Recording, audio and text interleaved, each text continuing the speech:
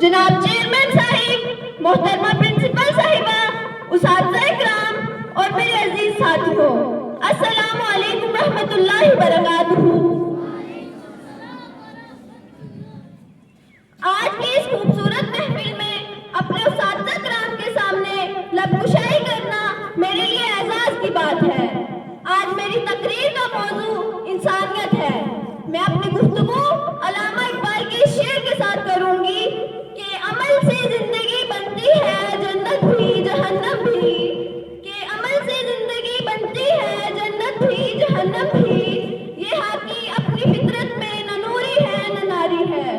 محترم سامعین، انسان اللہ تعالیٰ کی ایک بہت ہی اہم تخلیق ہے، ایک ایسی تخلیق جس کی وجہ سے اس پورے عالم کو وجود میں لایا گیا، ایک ایسی تخلیق جسے اشراف المخلوقات کا لقب دیا گیا۔ اس کی بہت ساری اہم خصوصیات ہیں، جن میں سب سے بڑی خصوصیت اس کے معنی سے پتہ چلتا ہے کہ انسان ایک عربی لفظ اون سے بنا ہے، جس کا معنی ہوتا ہے محبت اور لگاؤ۔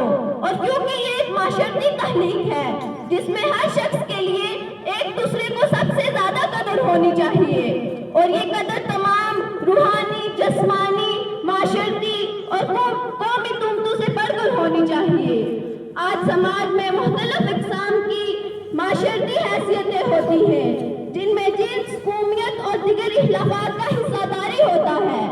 اگر ہم فلسفہ کے روپ سے دیکھیں تو انسانیت ان تمام سماجی اور معاشرتی حیثیتوں سے بڑھ کر اپنے آپ میں قابل قدر ہستی ہے، ایک ایسی ہستی جس کے متعلق اللہ تعالیٰ نے فرمایا انی جاعل فی الارض خلیفۃ، یعنی بے شک میں زمین میں اپنا نائب بنانے والا ہوں۔ اب انسان کی قدر و قیمت اور اس کی منزلت اور اس کی عظمت کا اندازہ اسی بات سے لگایا جا سکتا ہے کہ اللہ تعالیٰ نے اسے اپنا نائب بنایا، یعنی یہ اس ذات کا قائم مقام ہے جس کے متحد اس پوری دنیا کا نظام ہے۔ وہی انسان جسے سرتاج مخلوقات ہونا تھا، وہی انسان جسے سرتاج مخلوقات ہونا تھا، وہی اب سی رہا ہے اپنی عظمت کا کفن ساتھی۔ محترم سامعین، اگر آج ہم اس تغیر پذیر کارخانہ اور کارگاہ عالم میں دیکھیں تو ہر چیز بدل رہی ہے، حالات بدل گئے، خیالات بدل گئے، ہمارے معاشرے کے رجحانات بدل گئے۔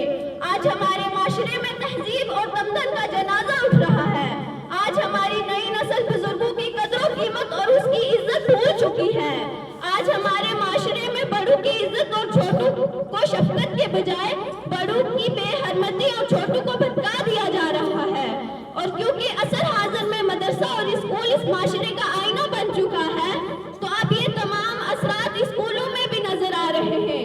آج طلباء اور طلبات اپنے اساتذہ کرام کے سامنے بدسلوکی اور بدتمیزیاں کرتے ہوئے نظر آ رہے ہیں۔ آخر کیوں؟ محترم سامعین، اگر ہم اپنی عقل اور حرص سے پردہ ہٹائیں اور اپنی عقل کی گہرائی اور گہرائی سے ان باتوں پر غور کریں تو آج ہمیں یہ معلوم ہوگا کہ آج انسان نے اپنا اصل سرمایہ کھو دیا ہے۔ آج انسانوں کی آپسی محبت سلب ہو گئی ہے، اور آج ہم رہبر انسانیت محمد صلی اللہ علیہ وسلم کے طریقے کار چھوڑ کر مغربی تہذیب کی طرف متوجہ ہو گئے ہیں، جس کا نتیجہ یہ ہوا کہ آج ہمارے معاشرے میں وحشی اور برائیاں عام ہوتی جا رہی ہیں اور انسانیت کی دھجیاں اڑائی جا رہی ہیں۔ محترم سامعین، اب ان نازک حالات میں ضرورت اس بات کی ہے کہ اب ایک ایسے معاشرے اور ایک ایسے سماج کی تشکیل دی جائے جہاں تہذیب اور تمدن کا راج ہو۔